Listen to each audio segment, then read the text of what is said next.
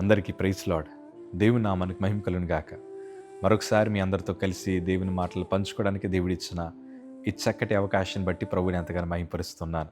ఈ వీడియోస్ ద్వారా మీరు చాలా బలపడుతున్నారని మీరు చెప్తున్న సాక్ష్యాలు బట్టి నేను ప్రభువుని మహిమపరుస్తున్నాను. అలాగే మీ స్నేహితులకు, మీ బంధువులకు, మీ ఆత్మీయ సహవాసానికి ఈ వీడియోస్ని షేర్ చేయాలని ప్రభుపేట మనం చేస్తున్నాను.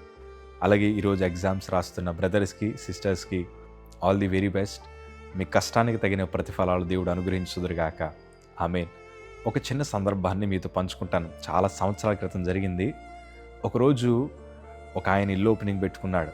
దానికి చాలామంది సేవకుల కుటుంబాలని గెస్ట్లుగా పిలిచాడు. నేనైతే వెళ్ళలేదు, కానీ మా కుటుంబం అంతా వెళ్ళింది. అక్కడ వెళ్ళిన తర్వాత సభ అంతా ముగించబడ్డాక లాస్ట్లో అందరికీ భోజనాలు పెట్టారు. ఆ భోజనాల్లో కొంతమంది సేవకులు అరటిపళ్ళు, బూర్లు, స్వీట్లు ఆ ప్లేట్లో వదిలేస్తే ఒక ఆయన వృద్ధాప్యానికి కొంచెం దగ్గరలో ఉండే ఆయనే వచ్చి ఒక చిన్న ప్లాస్టిక్ గ్లాస్ తీసుకుని అందులో ఆ బూర్లు, ఆ స్వీట్లు, ఆ అరటిపళ్ళు అందులో వేసుకుంటుంటే మా తల్లిగారు చూసి కొంచెం జాలిపడ్డారు. అయ్యో ఏంటి ఇట్లా వేసుకుంటున్నాడు అని మమ్మల్ని గెస్ట్లుగా పిలిచిన ఆయనని పిలిచి, అయ్యా ఆయనకి ఏదన్నా కవర్లు వేసి ఇవ్వచ్చు కదా అంటే ఆయన అన్నాడు కదా, ఆయన ఎవరో కాదండి, ఆయన మా సంఘ కాపరి. ఈ మాట అనగానే మా తల్లిగారు గుండె తరుక్కుపోయింది. ఇంకన్నడూ మా తల్లిగారు వారి ఇంటి గుమ్మం ఎక్కలేదు. ఎందుకో తెలుసా? సొంత సంఘ కాపరికి అతడు విలువివ్వలేదు. ఎందుకో తెలుసా? ఆయనకి పెద్ద సంఘం లేదని, ఆయనకి పెద్ద జనము లేరని, ఆయన దగ్గర కారు బంగ్లా లేదని, ఆయన దగ్గర వయస్సు లేదని, ఆయన దగ్గర మంచి యూట్యూబ్ ఫాలోవర్ లేదని ఆ వ్యక్తి తన సొంత సంఘ కాపరి తనని ఆత్మీయంగా రక్షించి కష్టములు సుఖములు అతని వెనకాల ఉన్నాడు.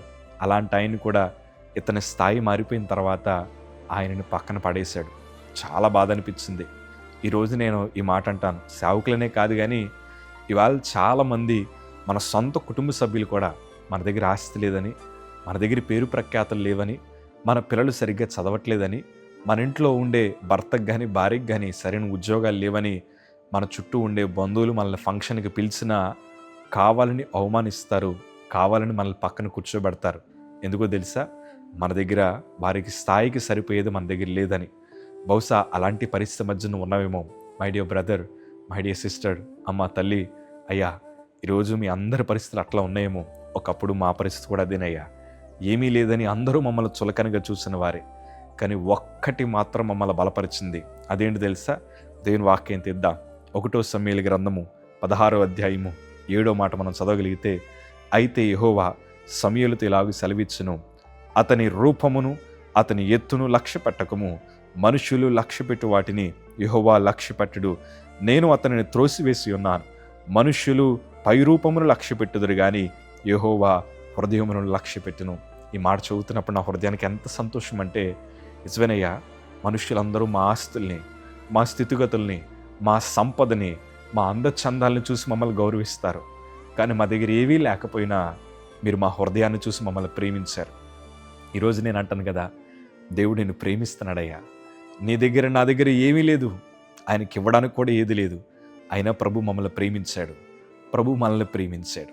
ఈరోజు నేను అంటాను, మీ బంధువులు నీ దగ్గర ఏది లేదని వదిలేసిన, నీ మిత్రులు నీ దగ్గర ఏది లేదని నేను పక్కన పెట్టేసిన, కనీసం నువ్వు వెళ్తున్న ఫంక్షన్లో నేను ఒంటరిగా కూర్చోబెట్టి వదిలేసిన, నువ్వు చదువుతున్న ప్రాంతంలో లేదా నువ్వు ఉద్యోగం చేస్తున్న ప్రాంతంలో అందరూ నిన్ను ఒంటరి చేసేసి ఎందుకు పనికిరాని వాడిగా, ఎందుకు పనికిరాని దానిగా నిన్ను ఒక మూల పడేసిన, నీ హృదయము బలంగా ఉంటే చాలయ్యా, నీ హృదయము ప్రభుతో నింపబడి ఉంటే చాలయ్యా. దేవుడు నీ స్థితిగతులన్నీ మార్చగలిగిన దేవుడు. దావీదుని వారి అన్నలందరూ పక్కన పెట్టేశారు, కానీ దేవుడు దావీదు భక్తిని చూశాడు. వారి అన్నలందరూ చూస్తుండగానే ప్రభు దావీదుని అభిషేకించాడు. దేవుడు గొప్పవాడయ్యా. ఎందుకు పనికిరాని వారిని దేవుడు సింహాసనం ఎక్కించడానికి సిద్ధంగా ఉన్నాడు. ఈరోజు దేవుడు నీ పైరూపాన్ని కాదు, నీ హృదయాన్ని చూస్తున్నాడు. మనుషులకి ఎప్పుడు ది బెస్ట్ కావాలి, దేవుడికి ఎప్పుడు ది లాస్ట్ వన్ కావాలి. ఈరోజు నువ్వు లాస్ట్లో ఉన్నావు అని భయపడద్దు. దేవుడికి నువ్వు అవసరం. దేవుని ఉన్నతమైన సాక్షిగా ప్రభు మార్చబోతున్నాడు. God bless you.